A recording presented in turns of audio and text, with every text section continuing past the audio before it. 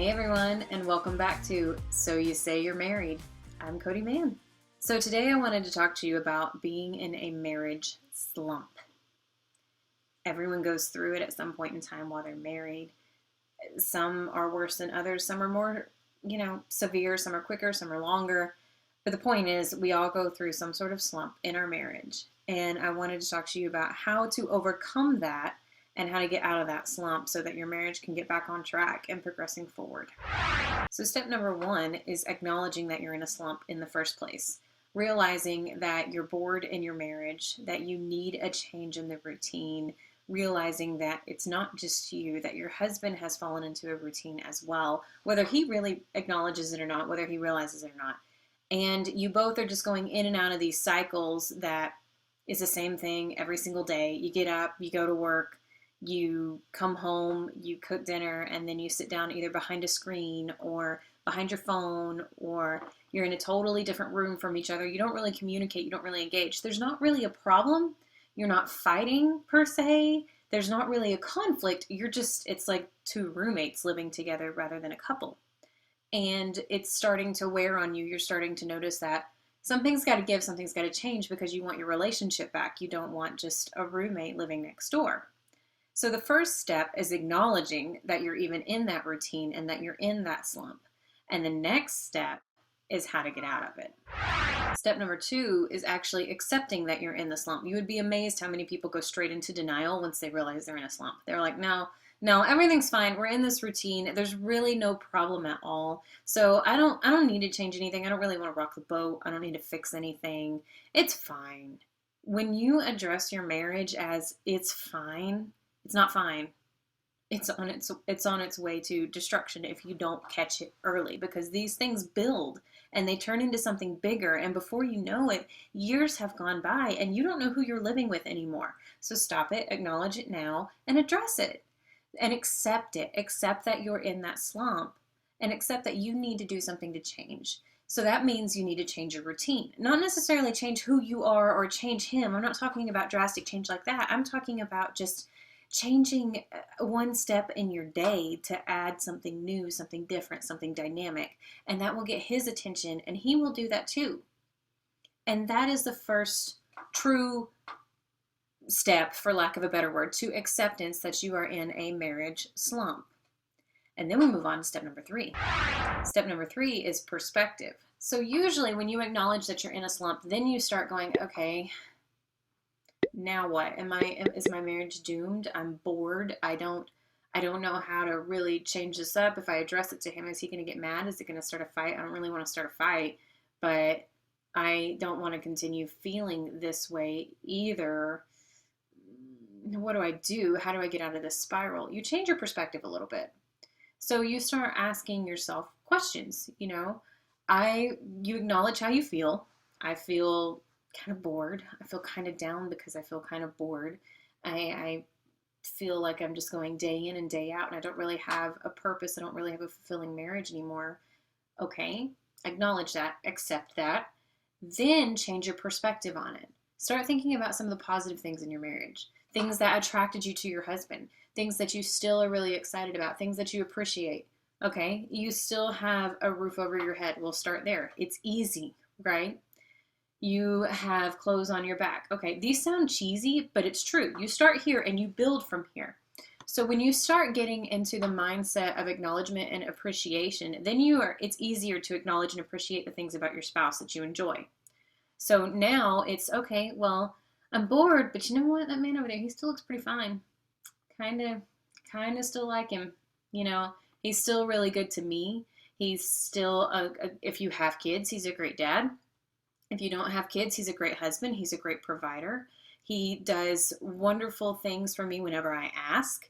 He is excellent at cooking, for example.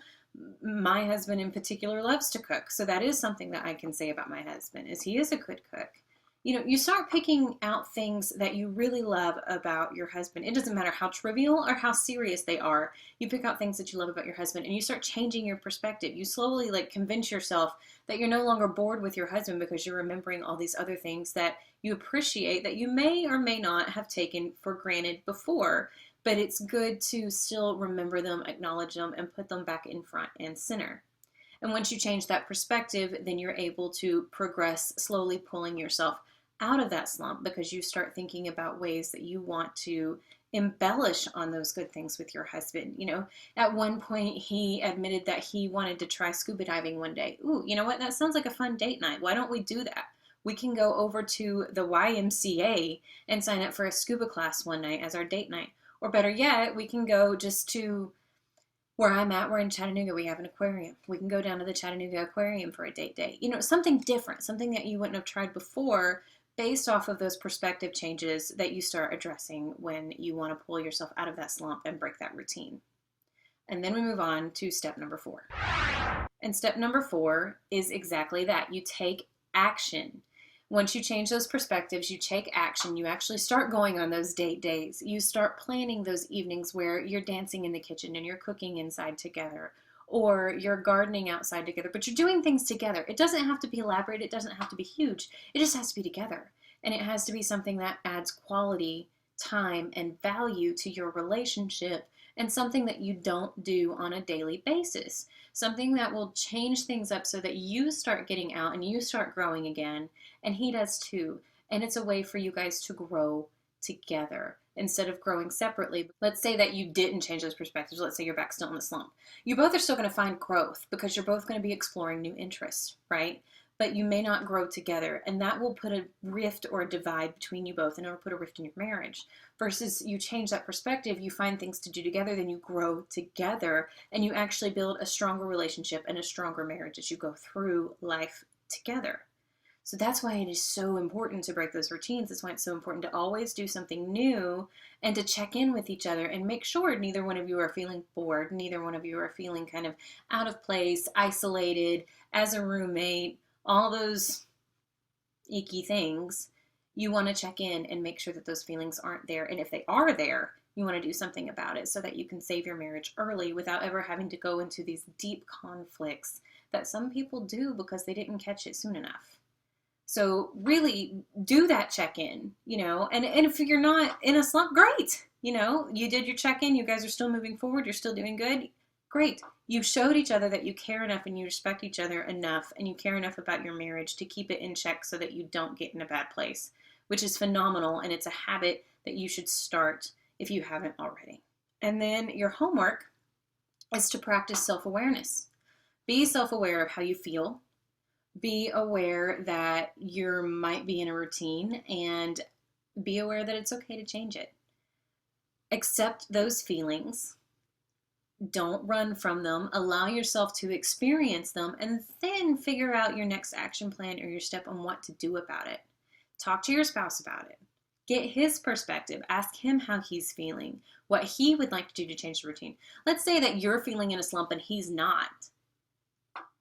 Okay, you're still in a slump though. So there's no reason why you still can't try something new. Even if he doesn't feel like there's something going on, if he doesn't feel like there's in a slump, that's fine. He can still try something new. He doesn't have to be in a slump to try something new. The point of trying something new is to pull you out of that slump so you can gain a different perspective or a new perspective and break routines. That's the point. But you don't have to be in a slump to try something new. Okay, so let's do a quick recap. Recap number 1. Self-awareness. Number 2, acceptance.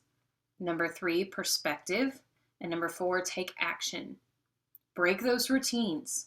When you do that, you will have so much more fun in your marriage. And you will also have that skill forever because you'll know what it's like when you start feeling in that slump, and you'll know what to do about it. So you'll be able to handle it quicker and change it quicker. And you guys will be able to get back on track faster so that your growth, your experiences, your adventures can keep happening and you don't get in this stagnant position in your marriage. It's a pretty beautiful thing, really, when you get versed in it. So keep it up, keep practicing, and until next time, I will talk to you guys soon. Bye.